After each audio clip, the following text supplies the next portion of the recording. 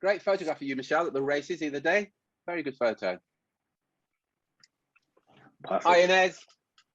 Perfect. Well, look, it looks like everything's working properly. So let's dive right in. There's still some people joining, but yeah, let's get started. So it is Thursday, 7th of October, 2021, and welcome to this week's session. One of our favorite sessions to run is called Shoulders of Giants, where we basically take one of our successful clients and interview them, find out what's been working for them, what's not, what we can learn from them, what we find with these sessions. There's always, 9 times out of 10, we're giving you content, we're teaching you stuff, but there's always someone who either, I guess it goes one of two ways, either takes the content exactly how we teach it, plugs it into their business and gets amazing results, or sometimes people take it, tweak it slightly and, do something completely different with it and also get amazing results. And it's always good to hear how people have adapted it, I guess gone through the journey in their business. So that's what we're going to be doing today with Dan Smith. Again, some of you would have seen Dan on the coaching calls. He's based in Australia, so it's actually midnight for him. So it's quite late. So we're going to try and keep this one a bit shorter than normal. But yeah, Terry, Dan, over to you. Excellent. Well, again, Dan, on behalf. One more thing. As we go through the session, what I want is you to ask as many questions as you can. Anytime Dan or Terry or Mike or me say something and you want a bit more clarity, you're unsure, just ask a question. That's how you're going to be able to extract the most value from these sessions. So yeah, use the chat box, ask away, and then we'll put the questions to Dan as they come in. Sorry, Terry. Yeah, that's okay, mate. I was just going to say, again, a massive thank you, Dan, because it's now, I believe, 4 minutes past 12 midnight there. Yeah. And we're going to be going for 2 hours, so you're not getting to bed until 2 o'clock. So, seriously, a massive thank you. We really appreciate it. Thank you very much indeed. Good. And here's Dan doing this at 12 o'clock at night. And Dan joins the Monday Momentum. So when you join the Monday Momentum at 8:30, what time is that? That's about tea time for you, is it? Yeah, so it's 5:30 at the moment, PM on a Monday afternoon. And then when you get rid of daylight savings in a few weeks, it'll be 6:30. An hour later. Right. Okay. But I'm not going to say too much about this to our American friends, but just make a note to our American friends at what time it is, and Dan's here, and I'll leave that one there. Okay, Brandon, Don, and Jeremy, and all other American friends, we'll just leave that one there. Seriously, what I want to do is I want you to share your journey. So I'm going to ask you, a series of questions, and one of the questions I want to ask you right at the very beginning is, and kind of touched on the other days, how long did you know of us before you joined? Is my first question. Yeah, so I think it was about 2 years. I looked back through and I've seen some emails in a folder that I kept. So some of them look like they're from about 2 years ago. So I'm assuming that's when I joined the other Facebook group as well. The prospecting. Yeah. So just make a note of that. 2 years of us stalking him before he made the decision. And we email every day, and we say this quite often. Your clients will buy from you when they're ready to buy, not when you're ready to sell. Sadly, that's the way it is. But they won't do that unless you're in front of them on a regular and consistent basis. And I believe then what happened, and by the way, if I go along with this, please correct me if I'm wrong, that we engaged on Facebook. We've got a group on Facebook, and we interacted on Facebook. Yeah. Yeah, I think it was an ebook or something. It was some sort of client magnet or lead magnet, and then we started talking on chat. You and I.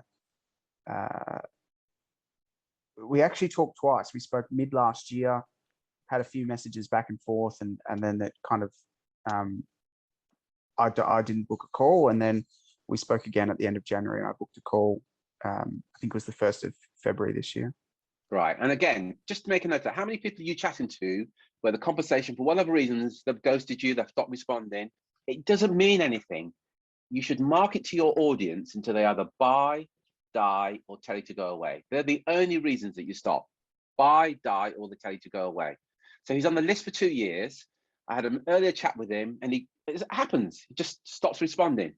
And all we do is we simply bump it and start another conversation with him. And obviously Dan's not the only one, but I hope you're getting from this that you can be doing very similar. So where were you in your business? What was your thinking before you joined us? How were things with your business at that stage? Yeah. So last year was pretty grim. You know, it got to January this year, and so Australia, we kind of, last year was pretty good in terms of, we had low COVID cases, etc. But obviously the economy took a hit. Most people were working from home, etc. But then it kind of flipped. The beginning of this year was when we started to go back into lockdown in January. And I remember having the thought in January, I've got maybe 2 or 3 months worth of cash left. And for the first time in 6 years, I thought about maybe getting a job. I didn't go much further than that, but I did think it crossed my mind for the first time since I started working for myself. Because you weren't happy with where you were in terms of revenue. Yeah, absolutely. To be having that thought. So you joined us when? February, March time? 2nd of February. 2nd of February, right. So you then join, you know, we introduced you, you come along and things. So what were your sort of first impressions in the first, I guess, first month or so as you Yeah. So 2 parts to it. So I looked at the first 90 days worth of content that's in that initial phase, and I sort of, my mindset at the time was, the quicker I can get through it, the quicker I can get results, obviously the better. So I think I watched the first 90 days worth of content, as well as obviously the weekly calls during that first month, all within the first 30 days. So I probably watched about 45 hours of content, I think, in the first month.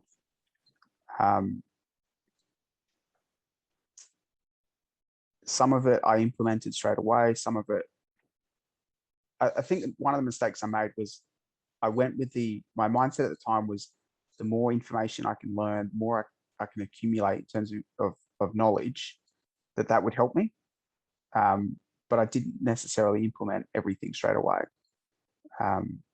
which ultimately then delayed how quickly I started to get the results in terms of meetings and things like that. Yeah. But yeah, my biggest takeaway from the first 90 days was, I got through it all quickly. However, I didn't implement it quickly. So just quickly raise your hand if you can just relate to what he's just said there, where it was about, let me take in all the information.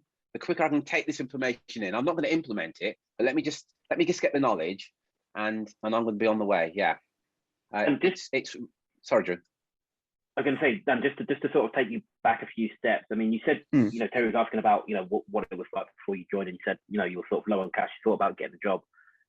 If we sort of dig a bit deeper into specifics, what were the main challenges that you had in your business? What wasn't working for you that led you to that point? Yeah, it was the business development side of it. So specifically last year, being in different phases of lockdown and so on, I'd done all my business development previously. I guess traditional business development in professional services. So I went and had coffees or lunches, etc., with clients. The problem with that is that, you know, you see someone for the first time, you get on well, you know, you book another meeting 3 months later, 6 months later, whatever it might be, for another coffee. The problem is that you see them, say, 6 months later, and you know, they say, oh, it's a shame we didn't speak 4 weeks ago, just given something to XYZ company. Or they don't have anything again. You see them 6 months later, and it gets 3 years down the track. You have a coffee with them every 4 months or 6 months or whatever it is, and you've still not done any business with anyone with that person. So for me, it was around. Going back to your original, like, why was the content that resonated with me, leading into sort of the conversation that Terry and I had, was around generating leads with people who are in the market for what for what you do. And if it may not be straight away, but sort of within that next 3 to 6 months. Yeah.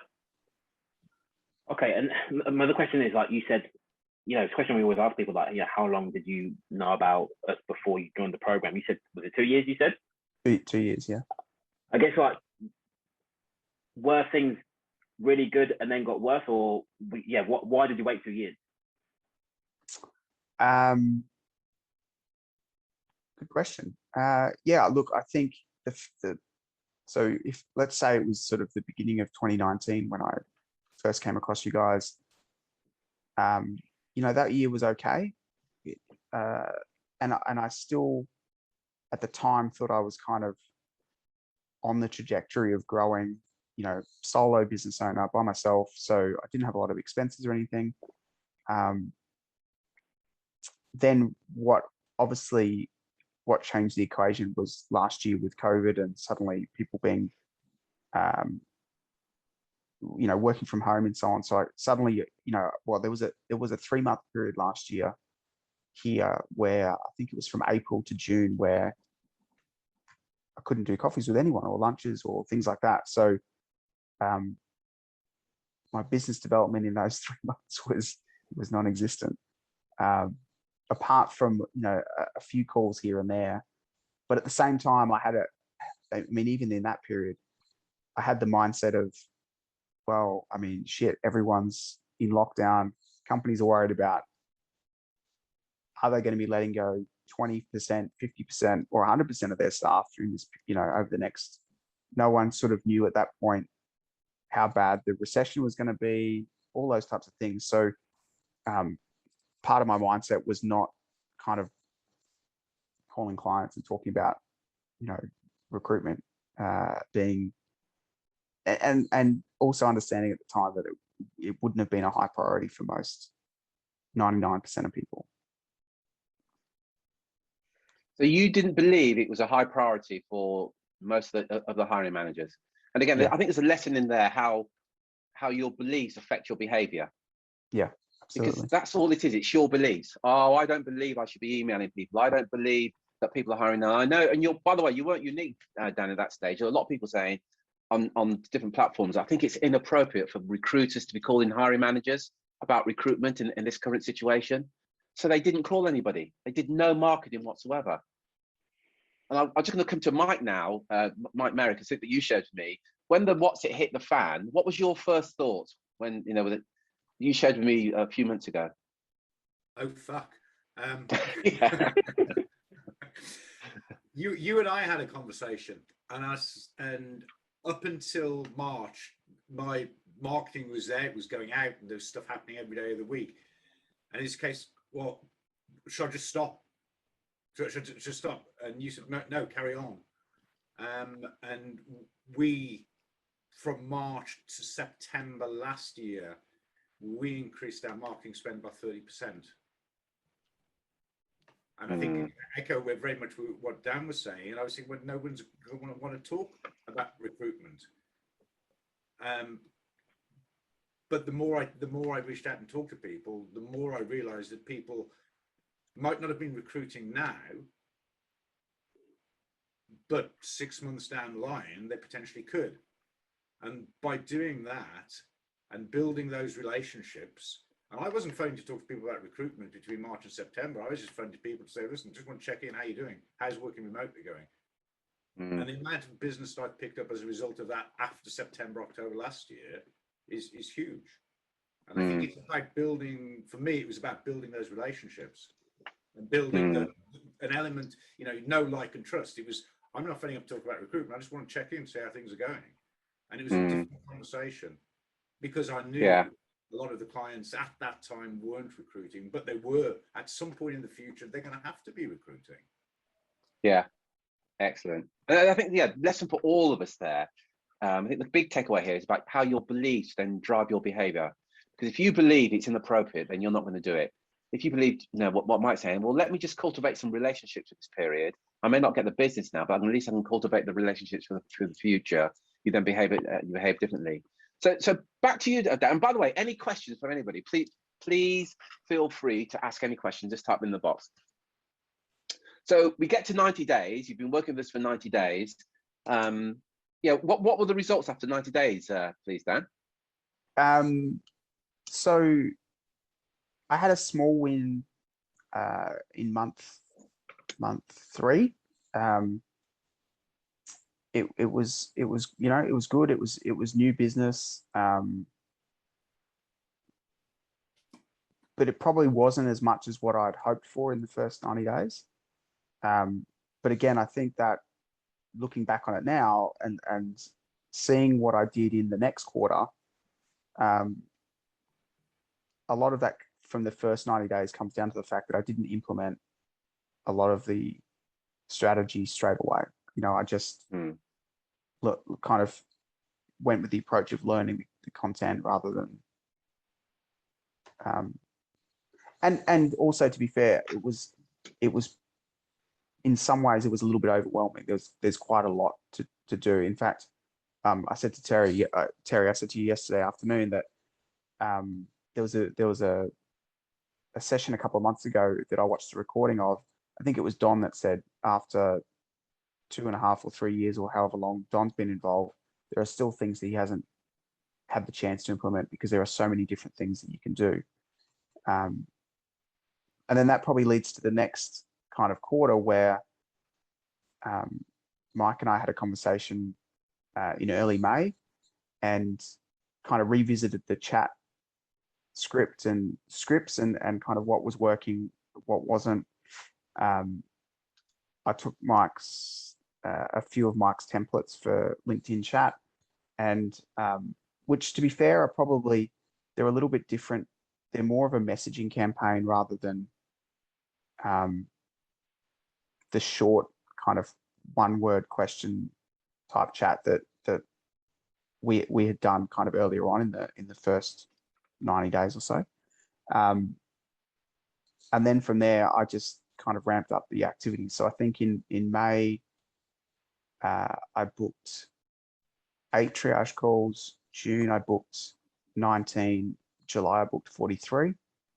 And that quarter, April to June, was the best quarter I've had since I started the business. So what happened? Obviously, having that conversation with Mike must have been a massive breakthrough, and everybody that talks to Mike says that. But what was going on? What was a breakthrough for you where you go, actually, I've got to do something now? So I think I think the LinkedIn. There's probably a couple of things. I think I simplified some of it. When I say there was a lot of different strategies, it's a lot of things to implement. I think I looked at it all and I said, what's going to get me? I can't do everything. Pick a few things and do it well, and do it lots. So for me, I picked LinkedIn chat. I upped the amount of content I was putting out on LinkedIn. I used to post once a week. I went to posting 3 times a week, Monday, Wednesday, Friday. And I changed I added in using things like LinkedIn polls, which I'd never used before, to drive engagement. And that was just kind of one lead generation tool, I guess. But I can push on this now. What happened though for you to go, oh, I'm going to do it now? But because you weren't doing it before, so I'm just for everybody else. It's a good question. I think it was desperation. To be fair, business wasn't going as well as what I wanted. Again, I was still at that point thinking, I'm going to run out of cash in a few months.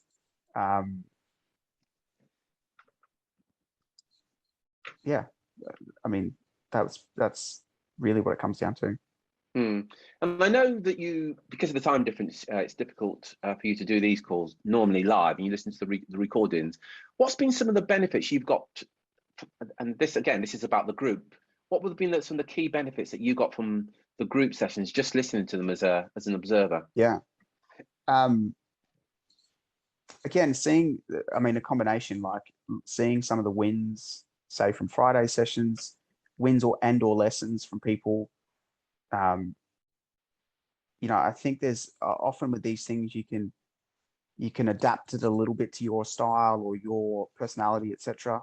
And so with how, you know, 60 odd people in the group, not everyone's there on every call, but if everyone sort of has gone away and tried something slightly differently and that's worked, tried something else and that didn't work, you know, when you sort of combine that knowledge and you see the results that people get or don't get from it, it allows you to kind of take the good stuff and leave the stuff that doesn't work, etc. Which just kind of accelerates the wins. Mm-hmm. Fair enough. So just a bit about your business. Can you just tell us the level that you recruit at, salaries, and you know, what your offering is to clients and the niche that you operate in, and then we'll sort of dig into that a bit more. Yeah. So I specialize in executive search. Salaries are typically sort of 180 and above Australian dollars, 180,000 Australian dollars and above. It's C-suite, general manager, board level type roles. Excellent. And you, before you met us, you've always done. Sorry, and yeah, I only do retained as well. Yeah. So you're an experienced retained recruiter, and you talked about your activity then for the second quarter, and you said it was your best ever quarter. Was that the best ever quarter in the history of your business? You were saying the other day. Yeah, that's right. Yeah. So in terms of percentage, what sort of percentage increase was that on say the previous quarter? It was about 120% on the first quarter of the year. So an improvement of 120%.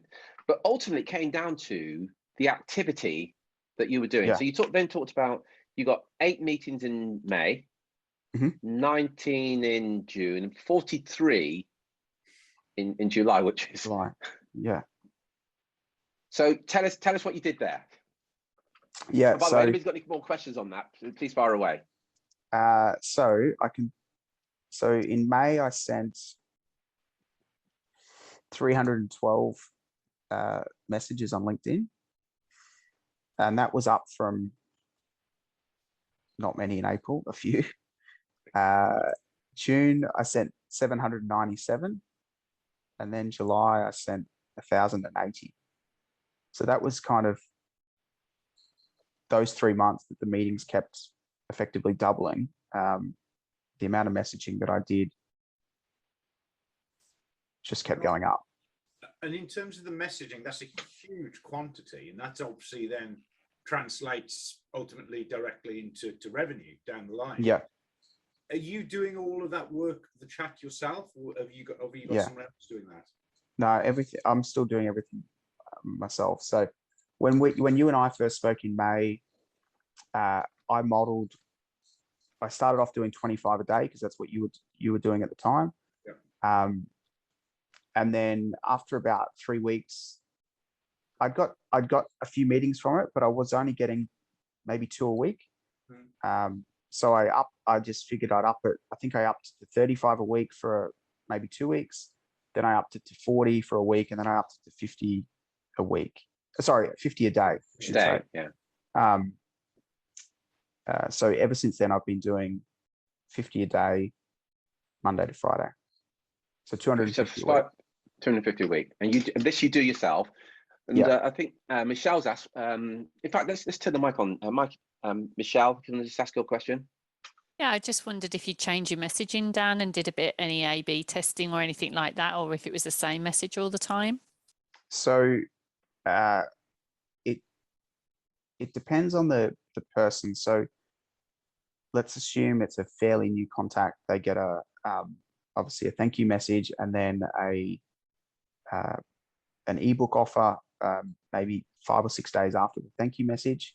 The first message was the script I took from Mike, which was I can read it. So it's, hi, say, hi, Carolyn. According to my records, we haven't had the opportunity to connect yet. As you know, I connect outstanding businesses with executives who help deliver tangible results. I'd enjoy learning more about your business objectives over the next 12 months and see if I might be a future resource for you. Let me know some options to jump on a quick call over the next few weeks. So that's the first message I use asking for a meeting. And then if I don't get a reply from that, then typically what I've done since then is adapt that message based on the time of the year. So I started using that in early May. Towards the end of June, I'd got through most of the prospective clients I had on LinkedIn. So I started going back to them and saying, so Australia's financial year ends June 30, new one starts July 1st. So then I just adapted it to say something along the lines of, it'd be great to jump on a quick call and find out what your goals are for the new financial year. When are you free over the next few weeks for a 10-minute call? And then just recently, I've so towards last week of September, I've adapted that again to be something along the lines of keen to find out what's on the horizon for the last quarter of the year and first quarter of next year. And in there, I've also I wouldn't have used it with everyone, but I did try the message that is just a bumping to the top of the it's just a kind of, hi Terry, just bumping this back to the top of your inbox in case you missed it. So I've probably tried that message maybe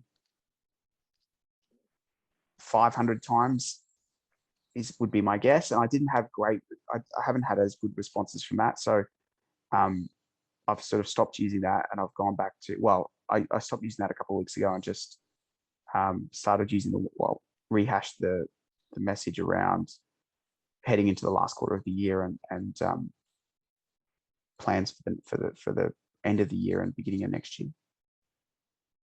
Excellent.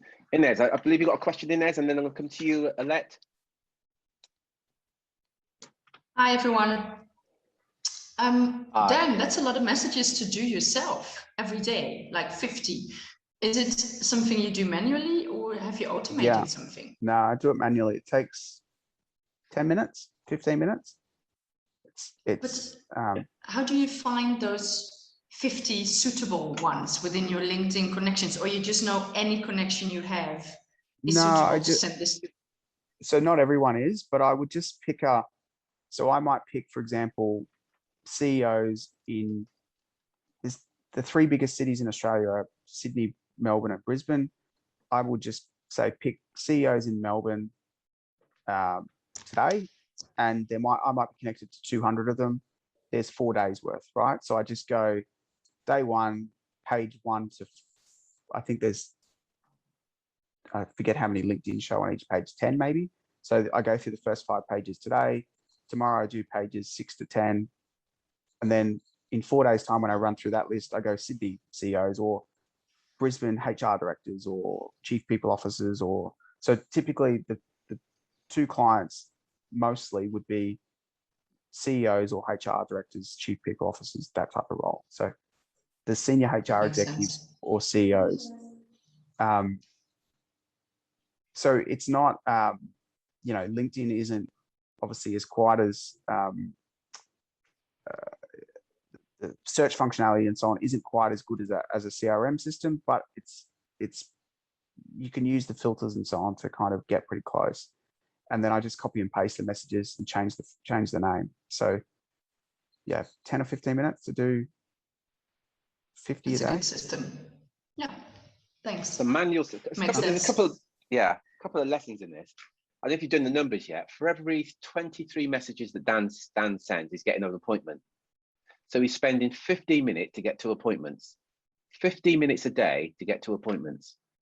We've got telesales people, and I've been guilty of this, where before you pick up the phone to call somebody, let me do my research. I'll go onto their website, I'll check them out on LinkedIn. You then call them, you don't get through to them, but you wasted all that bloody time doing that research that was totally irrelevant. What Dan's saying is, it's not accurate, the people that I'm reaching out to, but I can live with that. And there's a massive lesson in there of not going for perfection, just going, actually, I'm going to find 50 CEOs. I'm going to send them a message. They may not be perfect, but I know my numbers now. For every 23 messages I send, I'm getting an appointment. And ultimately, that's what we all want. We want the appointments with the decision maker. Massive lesson there. Thanks for that, Dan. Just on that, I wanted to dig into that a bit deeper, because we speak to so many people who, you know, get the power of messaging or get the power of all the business development stuff. A lot of them are, you know, solo owners, solo operators like you are, but the big complaints that we get is, I know if I send 50 messages, I'll get these appointments, but I don't have time, or I haven't got time to make calls. You know, it's always time. Like, you know, we have people say, you know, I can't get the results that this person's done because I'm on my own, right? But then you're here doing it, no automation, no help, just doing it on your own. So I've wanted to sort of dig into how you structure and prioritize your day. Like for you, when you get up in the morning, like walk me through like a typical day in your, you know, in your business life. Because I know you do a lot of cycling as well. So how do you fit it all in? And again, another point to add, like you listen to almost every recording of like coaching calls as well, which again, people say they don't have time to do. So yeah, how you managing to fit all of this in and get everything done? So I start off on the weekend. I just spend 15 minutes planning out the following week. I normally do it on a Saturday or Sunday just before lunchtime. The things I block out are obviously things like Monday Momentum, which I do live. It's in the evening for me, obviously. I block out, and I know each call kind of, sometimes it's 45 minutes, sometimes it's an hour and 15, but it's pretty close to an hour, the other 3 sessions. So I just book out time. I normally watch one on the Tuesday afternoon one. I watch on Wednesday evening for me. After Terry and I speak, we typically speak on late Wednesday afternoon. And then the Thursday and Friday call, I'll just watch on a Saturday afternoon normally, depending, or a Sunday morning, depending on what I've got on the weekend. And then the other thing, you know, I talked about before around a big thing for me back after or sort of around the time, it was just after the first 90 days, was simplifying. So I looked at what I was getting wins from, and obviously one of those was chat. So everything else, I block out time in the diary, and so every day has a half an hour slot blocked out for sending 50 chat. The days that I post on LinkedIn or post a poll, that's blocked out of my diary. Same time every week. The 2-step process, so messaging new connections, I do that once a week, the same time every week. And then, so I do that on Thursdays for the previous week. And then on the Tuesday, the following week, I send them the ebook offer. So they get the ebook offer 5 days after they get the thank you message, thanks for connecting message. And then the week after they get the ebook offer, they get that first message asking for a meeting. That's one of the 5 days of chat is messaging the connections who got the ebook offer from, 8 days ago or whatever it was. So all of that I block out of my diary every on the weekend for the following week.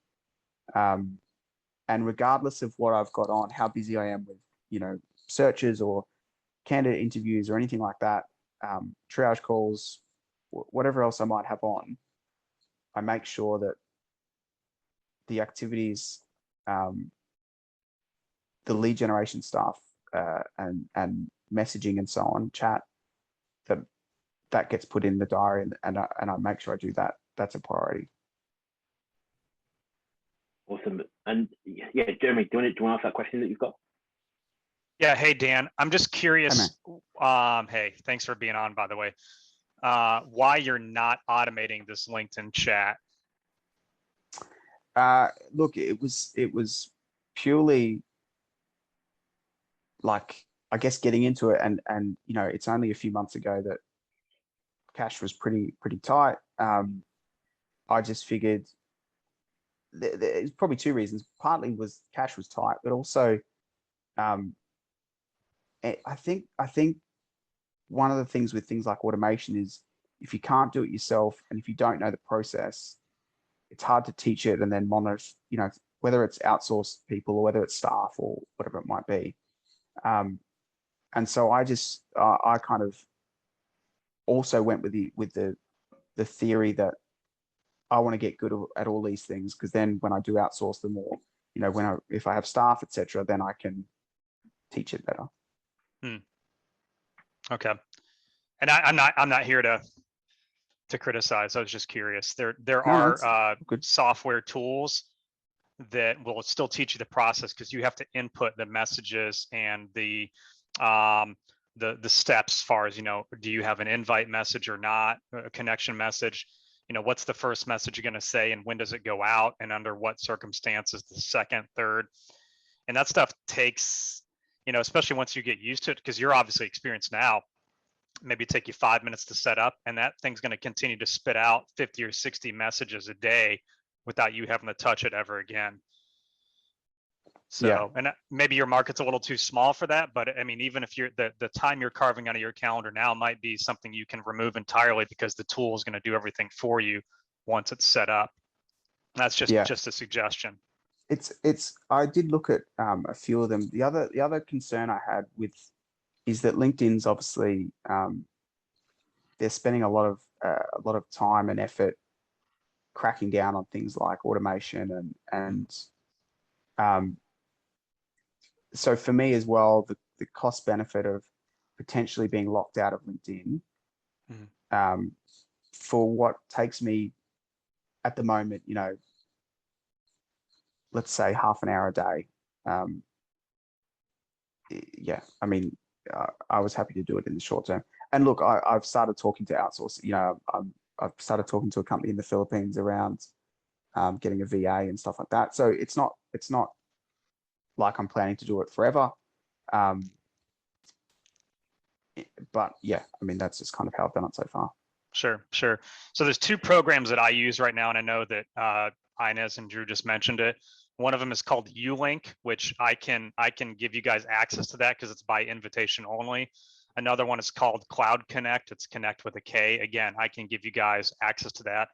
I think Ulink is probably about $50 a month, and it allows you to send invitations without triggering any of the red flags from LinkedIn. And one of the ways that you do that is by messaging people through professional groups. So if you're members, if you're both members of a group, like let's say Australia Executive, idea think tank type group, and you're a member along with another CEO, you can message that person, even if you're not even a connection, meaning first, second, third degree. As long as they're a member of that group, you can message them directly without using an InMail or triggering any of the LinkedIn, red flags, if you will. And that's all automated through the tool. So it's the same type of thing. You go through and you search based on different filtering and criteria. So you eliminate all the crap, and you're targeting people that you want. So I've been using that for 3 months, pushing out around 60 invites a day without any issues. I do have a sales navigation membership, but I'm still sending the messages through like the regular LinkedIn interface using the group thing. So. Excellent. Thanks, Jeremy. So I'm going to come around the room and just get some thoughts from a few of the guys. I'm going to come to you next, Dom. Laura, I'd like to get your feedback. Michelle and Nick. I think it's been excellent, and Dan, thanks for staying up and doing this with us or for us.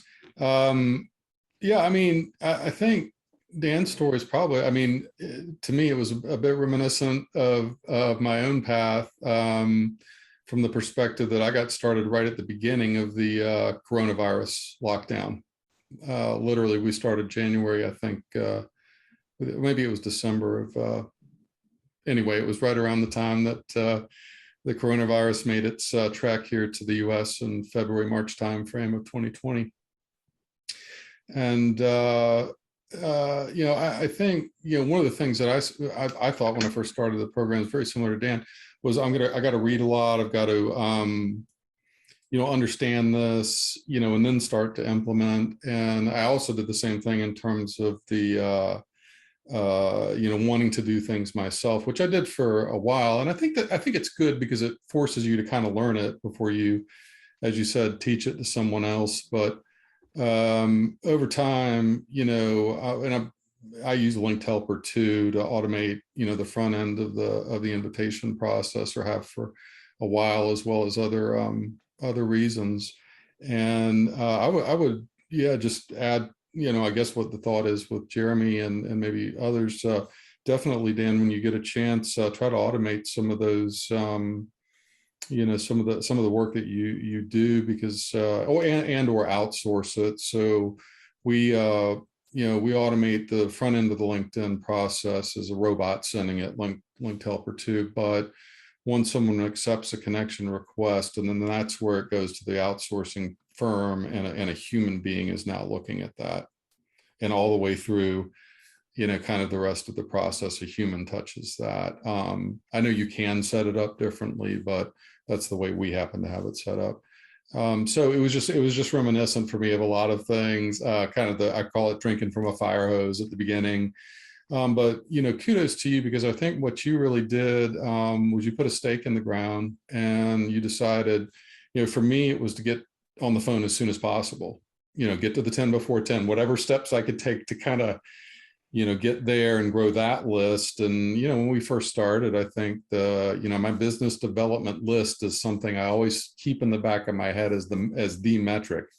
When we first started, that was about 400 people large. Now it's over 3,000 a year and a half later. So, again, not all of those people are going to ever buy. Some of those people will never buy. Some of those people will buy in 6 months or a year, or who cares? The number is 8 times what it was when we started. And so congrats on your journey. And it is a journey, and you just have to continue to add things, tools to the tool belt as you move along. But it sounds like you've done a good job. So kudos. Yeah. Excellent. Thanks for that. I want to come to Laura. I want to come to you next. I got a message from Steve. Laura, can you hear me? I can. Yeah, you can hear me. Yeah. Steve sent me a message. You're now getting 5 appointments a day from chat. Is that right? Yeah, that's correct. And we only implemented this, well, since our conversations with you, Terry. Yeah, about 2 weeks ago. Yeah. So just out of interest, we know from Dan, he's getting 1 appointment per 23 messages sent out. Do you know?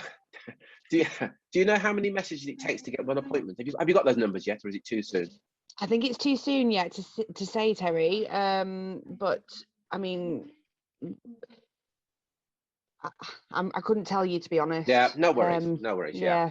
But it's definitely something that I will look forward to reporting back as soon as we start to see a trend. Yeah, thanks for that, Laura. Yeah, but yeah, look, 5 appointments a day on organisation. Thanks for that, Laura. I'll just quickly come to you, Michelle, just your thoughts, observations.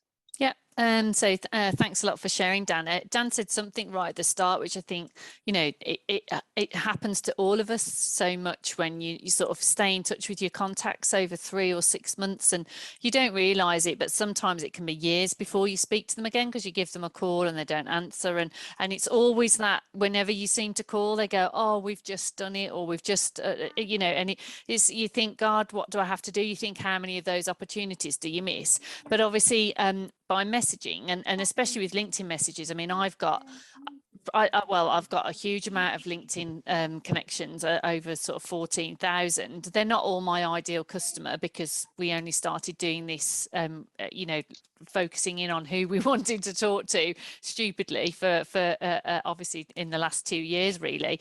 But I mean, the fact that we don't, I mean, even now I look at some of my LinkedIn messages and I haven't connected or spoken with them or messaged these people for 18 months or 2 years. And it's just madness when we have at our fingertips such an easy way and route to sort of say, hi, we haven't connected for a while, is there anything on there? And we can send this en masse.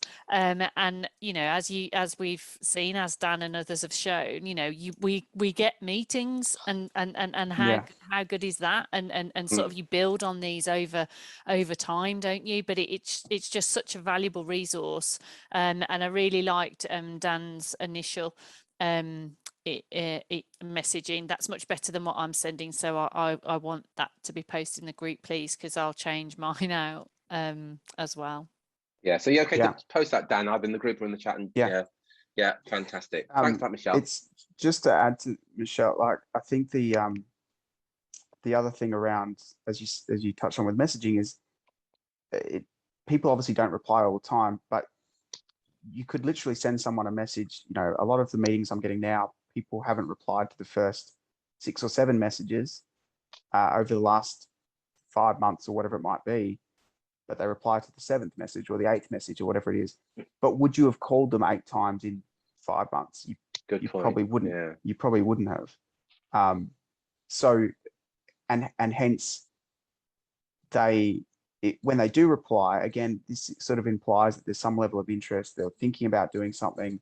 They're ready to talk now, as opposed to you've called them out of the blue and, you know, they say the old, oh, we don't have anything, nothing coming up, etc., etc. Really good point there. Yeah. Thanks for that, Dan. I was going to come to you, Nick, next. Nick. Sorry, Drew.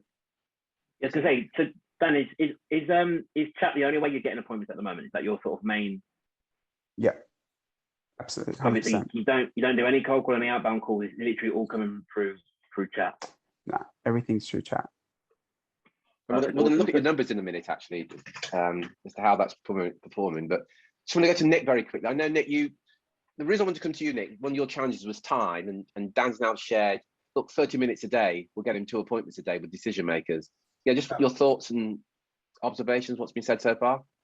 Yeah, no, thanks, Dan. It's amazing. Actually, I'm really pleased I've come along, because I outsourced it, and honestly, I did it for 3 months and I got absolutely nothing. And I was, you know, I thought I'd got the right script and everything, so I was obviously not doing it right. So I really need to look at that, because the numbers are really impressive. I still pick the phone up and call clients and get them, but I'm not getting the level I want from the retained. You know, I'm still below the numbers I want to get. So this is really, really interesting, and I'm pleased it's worked out for you, and I feel the pain. Trust me. And I think what's really inspiring is actually you sound really confident and really relaxed, and that's lovely to hear that. So, you know, congratulations, and I think you've got it now. So it's just about, you know, growing it, which is brilliant. And I think I was not really a big fan of chat, to be honest, but I think it's amazing, and I'm really looking forward to now getting that right. So, yeah, thanks for sharing. And on that point, I want to share a story that I coached Dan on a Wednesday morning for the time difference. And I think it's 2 weeks ago, Dan, we're talking to Dan, we're talking about the last quarter, and I said, what are you going to do? And he said, this is what I'm going to do. It's going to be my best ever quarter. I was like, oh, fantastic. So what have you got lined up? And I just remember him looking at me and going, there is nothing there, but I know I'm going to be okay. And I was just aware of that quiet confidence that although there was nothing in the pipeline, was there? But you went, there's nothing there, but I just know. And yeah, just share with us what the conversation that we then had on this Wednesday just gone. Yeah, so going back a step, so 2 weeks ago, it was the end of September, when you asked, what have you know, what's in the pipeline? And I said, I don't know where my next opportunity is coming from. There's no clients that have said, let's talk about this. I've got triage calls booked, but you don't know exactly how that's going to go. But I felt confident, given the quality of the conversations I've been having, that assuming I do the activity, assuming I keep doing the calls, I'll win. You know, the last role I won, the CEO voted on a poll. I messaged her. She sent me a mobile number and said, oh, I'm free to chat if you want to call instead. So I called her and did the triage call then and there. We booked the triage. We booked the sales call 2 weeks later, I think, because she needed to get the board to sign off on the salary, etc., for this role. And it was a done deal. So that came from chat. That was, the last search I won. So that was 2 weeks ago that we had the conversation about having nothing in the pipeline as such for the last quarter. In the last week, I've had a client that I did a triage call with about 6 weeks ago, who I thought had sort of gone cold. We had booked a second triage call, and he never answered. So I tried to call him a day later, didn't answer. I then just sent him a message on LinkedIn saying, hey, listen, if this isn't a priority, no worries, let me know. He said, he finally replied on the weekend saying, can we pick this up again? I now have 3 roles instead of 1. I had another client send me a text message on Friday afternoon saying, again, I spoke to her. I did some work with her on a board role back in April or May. And at the time, she sort of talked about another role coming up. But I honestly think at the time, I thought she was balking with what it was going to cost her in terms of fees. She sent me a text message on Friday saying, can we talk next week about, I think I'm ready to move on that role. And then someone else replied to chat saying, do you do board roles? We've got a vacant director role for our board. Could you send me a capability statement, and can we book a call for next week to chat about it, or whatever her wording was. So yeah, that was in the space of a week. All of that came in on sort of Friday or Saturday, those 3 conversations. So nothing's come of it yet. It's only been a few days, but I think that's, yeah, I'm confident that, again, going back to the activity, that assuming I do the activity, I know I'm going to get the calls, and the quality of the calls just keeps getting better. And, you know, Nick talked about confidence and so on. And I think that's probably the other thing I would add, is that I also find that, you know, I had a conversation with a client about probably 8 weeks ago now. I'll admit I didn't do any research. I'd never heard of the company before. She was a connection on LinkedIn, like a chief people officer. She responded to chat. I booked a call. I looked at the name of the company and I was like, oh, it's no one I know. It's not a, you know, listed company or anything. It's not a big one. I've never heard of them. I'll be fine. I'll just wing it.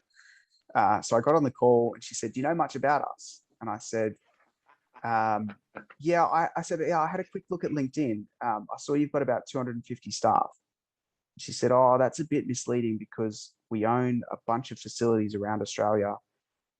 Most of our staff are landscapers and grounds people and facilities management and stuff like that. And they don't typically use LinkedIn. So we've got 3,000 people. We're a $1.2 billion company. And I was like, oh, that's pretty big. And she said, the last time we did something at this level, we used Airgon Zender to recruit a board level about 2 years ago. And I remember at the time thinking to myself, if I'd had this call 6 months ago, my immediate reaction in my mind would have been, they're using one of the top, you know, top 3 biggest search firms in the world. There's no way they're going to work with me. And I would have hurried my way through the call, and I would have said to her at the end, yeah, let's keep in touch, knowing full well that I was never going to call her again, knowing full well that in my mind that they would never work with me, a solo business owner.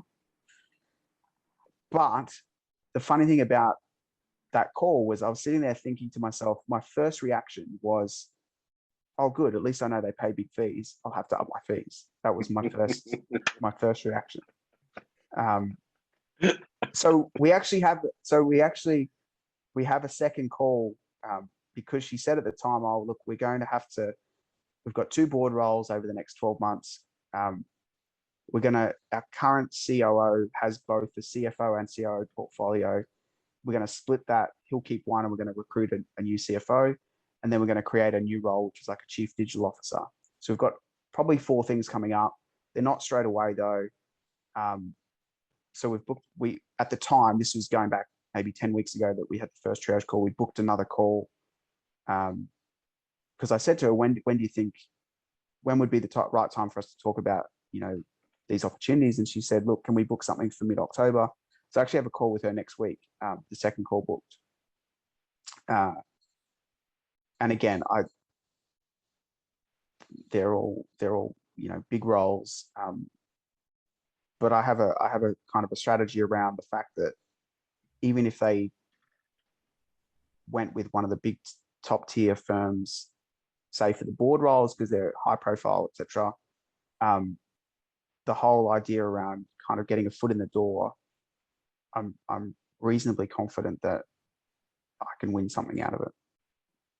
Would it be fair to say that since February, you talked at the beginning, your beliefs, have your beliefs changed? Yeah, absolutely. I think, I mean, I get on every call now, obviously way more confident, but also because I'm doing so many having so many conversations, this is going to sound a little bit odd, but I don't care, right? I don't care if they, so I had a client last week sort of send me a message about, we'd had a triage call recently, and he sent me a message saying, look, I've spoken to head office overseas and I don't think they're going to go for a retainer. And I just said, okay, no worries, that's not me then. And I said, look, let's jump on a quick call and I'll try and point you in the right direction of someone who might be prepared to do it contingent.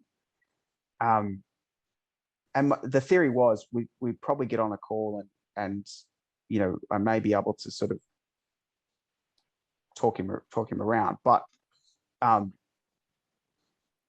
if not, that's okay. Like I wasn't prepared to obviously, you know, change the way I work.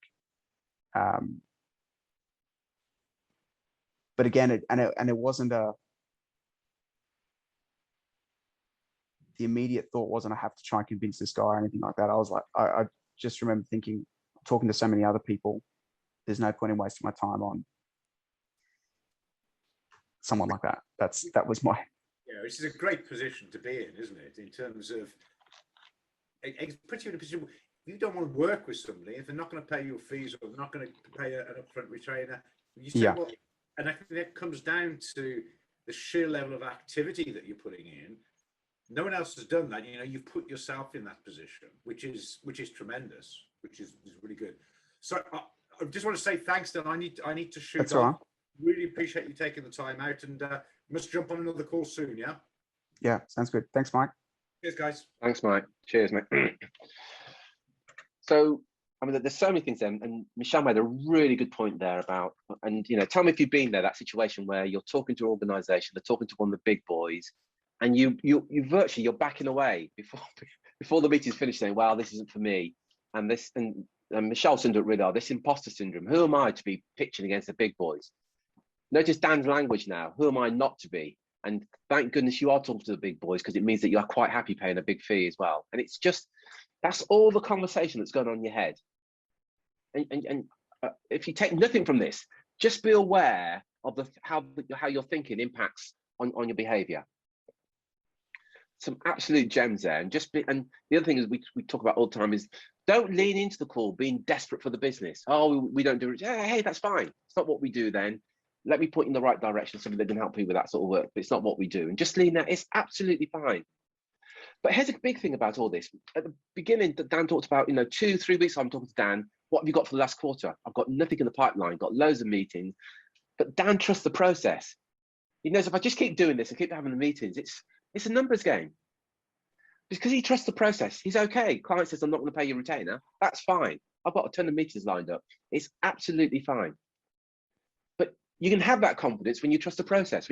I know for every 23 messages I send out, I get in a meeting. So I'm checking on some of your numbers, asking for your numbers. How many of your triage calls convert into, if you know this number, what percentage of your triage calls? So it's a good question. So not many.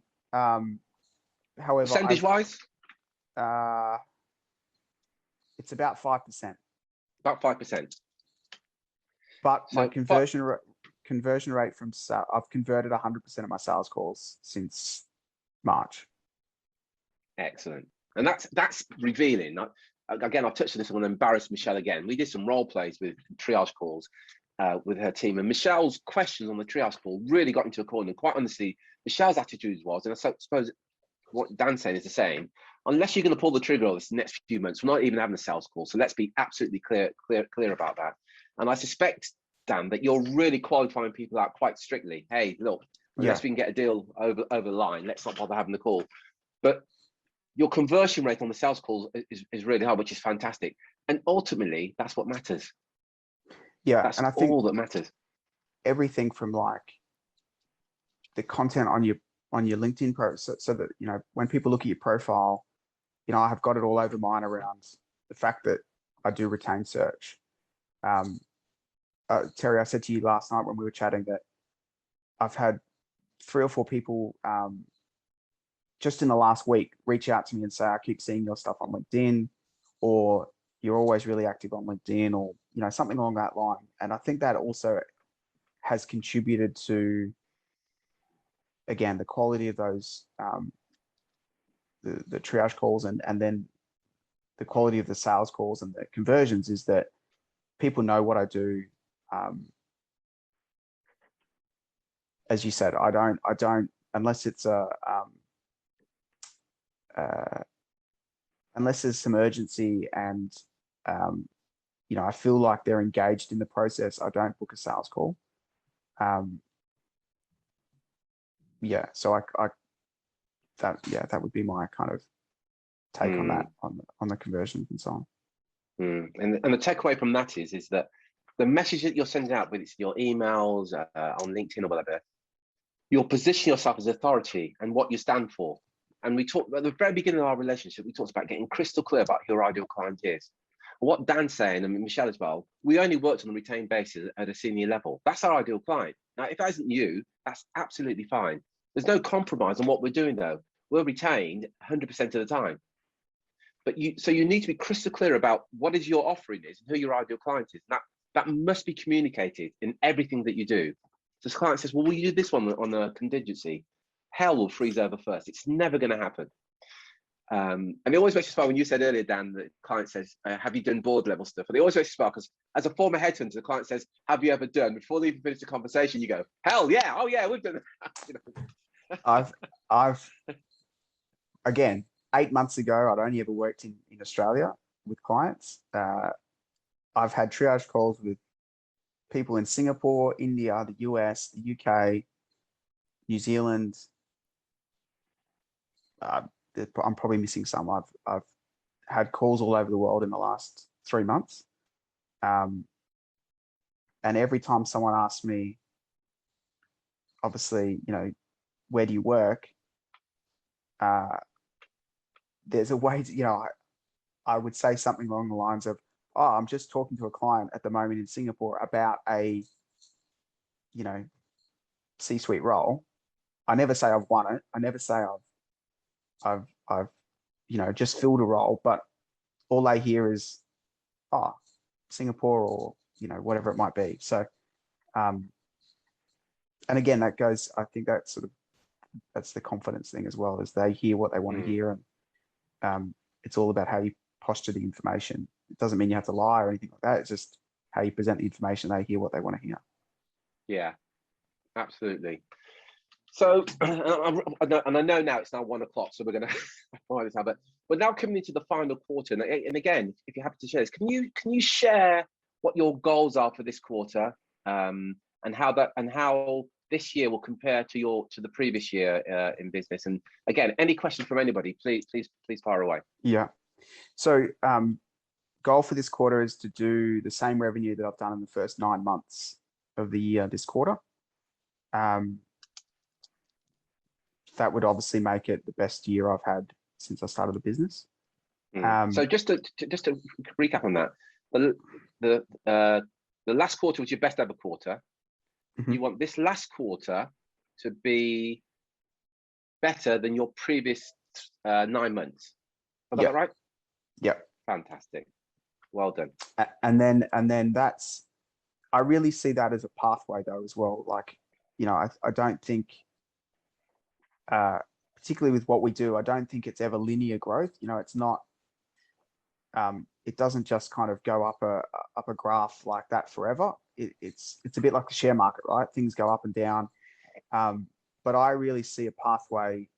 And again, one of my takeaways from the last, 7 months has been that now I see a pathway to doing you know, say even what I'm planning to do this quarter is I can see a pathway to doing that in a month, you know, sometime next year. So the scalability of, I couldn't have imagined that 6 months ago. And now I'm thinking about doing obviously what I've done in the last 9 months in a quarter, and then making that a monthly target next year. Yeah, and again, big takeaway. This is about beliefs and about what you believe you're capable of. That you know, 9 months ago you didn't believe you're capable of doing. That's amazing. Michelle, can I just come to you? You've asked something I don't quite understand what you've asked. Yeah, so can I just come to you what you said? I've answered it. I think it's 1 in 25. Was it 1 in 25 turns into a triage? So you're getting about 40 meetings a month. That I sent 1,080 in July, and I got 43 triage calls. And then again, I mean, if this is a reminder for consistency, I think in August I was busy. So August I didn't do as many, and I didn't get as many meetings. So August I did 400, and I sent 438 messages, and I got 22 meetings. September I sent 632 messages and got 30 meetings.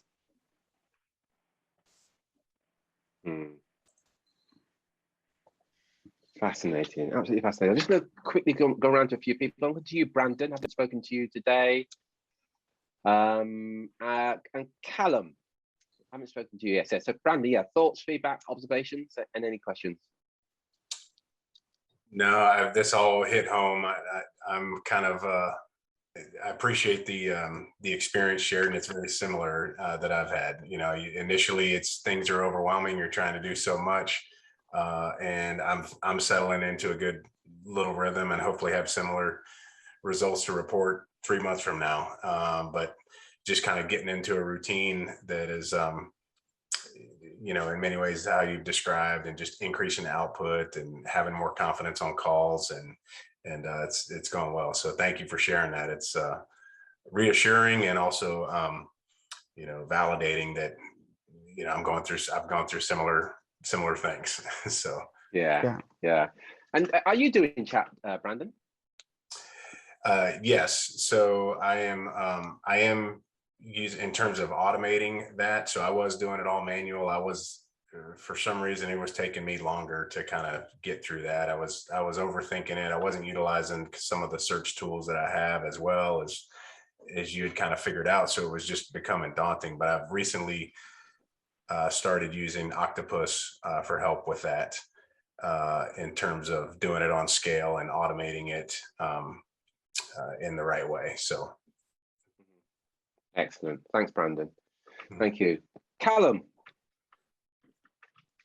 Yeah, hi Dan, thanks for sharing everything on that. It's fascinating, and I think what you mentioned just a couple of minutes ago around the consistency, yeah, it's amazing that the ratio doesn't seem to change when your messages have gone down and slightly up. You can see the ratio there, so that's really good to know. I think it was asked earlier on in the call, but you mentioned that you're purely sort of doing chat, you're not utilizing any other kind of, you know, you're not doing sort of 10 before 10s or anything. What, now that you're getting through a significant volume of triage calls, so 30, 40 a month, after those triage calls, how are you then managing those people? What are you doing sort of after that? So assuming, you know, there are some obviously that you kind of think at the time it's not the right fit or whatever it might be. So that's fine. I just leave those. But anyone who I have a decent conversation with, and it could be as far as saying, hey, look, we don't have anything now, but we're likely to have something in January. Then I book another call. Then I would ask questions like, so, you know, if you think you're going to have a need in January, is this for someone to start, or is it, you know, I just work backwards and try and figure out a timeline. And if there's not even a need in sight, like they can't even tell tell me when they might have a need, then I just ask them, well, when would it be worth us touching base again? Just for a quick 10-minute call. And, typically they say, well, maybe every 3 months or whatever it might be. So, but again, I booked the call then and there. So I think that's probably the other thing to add, is that the quality of the triage calls then gets better over time, because in 3 months' time, a lot of them are going to, so even if you only book 20 new ones a month, and a third of those you book a second call on, that means in 3 months' time, you're going to have 26. And then in 3 months, 3 months later after that, a third of 26 is 9, you're going to have 35 triage calls a month in 6 months' time, without booking more than 20 new ones a month. And obviously there'll be more opportunities out of people who you've spoken to 2 or 3 times, because now part of the reason for, and them also agreeing to another call, is that they liked you enough, they trust you, they thought there's an opportunity to work together. So again, we've talked a lot recently around the concept or the analogy of compound interest, and I think that's kind of where I adopted the analogy, was around the quality of triage calls and how it improves over time with just the fact that you're booking second or third or fourth, however many over time. But they get better, I guess. Brilliant. And are you putting them in? Obviously, Terry mentioned about like the consistent kind of marketing, getting in front of people. Are you doing anything else sort of with them? So yeah, I'm doing calls. I'm doing email campaigns. I didn't talk about that. The original. So I got a list off Get Prospect really early on, and started running campaigns to that through Woodpecker. I've had mixed results off that. The second, I ran a campaign about 8 weeks ago that I had a lot of success off. I think it was 3,000 cold emails, and I booked, I think it was about 8 or 9 triage calls, and I probably had another similar amount, another 8 or 9 say, hey, now's the right time, but can you reach out in 6 months or 3 months or whatever it was. So I booked a bunch of follow-ups. So that's the other thing as well, is if people say on LinkedIn chat or email, now's not the right time, or we don't have any needs, but reach out in 3 months or whatever the time frame is they give. Again, I just put it in my diary that, I pick a date, whatever timeline it is, and then I just put it in my diary to reach out to them again. So it's all kind of, I make sure it's recorded, and I make sure I'm pretty strict around obviously those follow-ups and so on. Brilliant. No, thank you. Really, really. That's right. Thank you. You're just going to quickly go to Nick. Yeah. How do you, these numbers are rattling off, mate. You've either got an amazing brain or you've got it somewhere hidden. How do you keep track of it all? I think that's probably one of my biggest issues, is that consistency of going, right, who did I message, when, how do you organize yourself? I think that would be really helpful. So yeah, I haven't used a CRM system. What? Really? No. So I don't know. I have a pretty good memory. It's going to sound weird, but I do have a good memory. In terms of obviously chat and things, I can look back and see, okay, I sent that person a message 6 weeks ago, or I can look back if there's been a bit of conversation. I can look back and say, oh, we chatted about that. Obviously, I keep notes. I've got a notebook that I take notes on during a call. But even then, often I don't on a triage call. It's about building a relationship and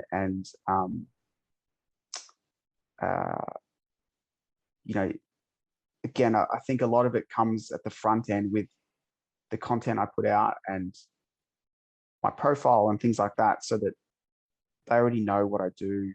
They know the way that I work. it's very, very rare that anyone ever says or ever even questions a retained model. That message that I was talking about before with the guy that messaged on the weekend saying that he's not sure if head office would go for a retainer. That's probably the first time in 3 months that anyone's even questioned retained model for me. So again, I would say that the way that I pitch myself is that people wouldn't be agreeing to calls and so on without knowing what I do first. Yeah, interesting. Because I mean, I've sent a lot of messages. I mean, I outsourced it, and I didn't, I did the 3 steps with the Calendly invite, and I think I just did it wrong. So it's really good that you're having so much success. So it is about tweaking it. So yeah, no, that's interesting. This is for everybody. Anyone that we'll provide you with a CRM. There's no cost for this, but you can record. There's a CRM that you can dial from as well. So when your team or you are having a call with somebody, it's recording that call automatically anyway, and you can store everything on there. You can email from there. You can text from there. We use it ourselves. So if anybody wants that, just let us know, and we'll give you the software for that. So it's quite interesting now because a lot of what you're doing is manual. You're manually sending out the messages. You're remembering the message. You're remembering what you said to people. But there's a lesson in that. Is if Dan can do it manually, what impact would he have then if he outsourced it all or automated it all? What impact would it have if he used to triple the number of messages? I mean, it's just the sky's the limit. Just amazing, absolutely amazing. Look, I want to wind up now. Just to have the respect for Dan, because and Dan's going for a cycle, by the way, in about 5 hours time with his mates at 5 o'clock in the morning or something. So I've got to let him get some sleep. In 3 hours. 3 hours. So just before we go, any other questions? We'll just quickly, we're then going to wrap up. Got no other questions for wrap up. Just to remind you to come and join us tomorrow. Hang on, there's a quick question. Oh no, thank you. Yeah. From all of us, Dan, thank you so much. Really appreciate it. Good. And thanks for sharing. I My pleasure. hope for the others, it's kind of, you can see what can be achieved. In a nutshell, 30 minutes a day will get you 2 meetings a day. If you do what needs to be done. Dan's going to share the message in the. Will you share it in Facebook? Will you? Yeah. Dan will share the message. I'll do it tomorrow when it's daylight. Yeah, fair enough. Yeah.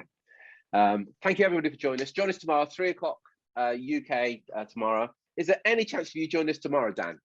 I'm only joking, mate. I'm only joking. I might be asleep by then. Yeah. Seriously, buddy. Thank you so much. Really appreciate it. Enjoy your ride to tomorrow morning, as it will be now for everybody else. Until next time, folks. Take care, take action, and be relentless. Cheers, folks. See you all tomorrow. Thanks, guys.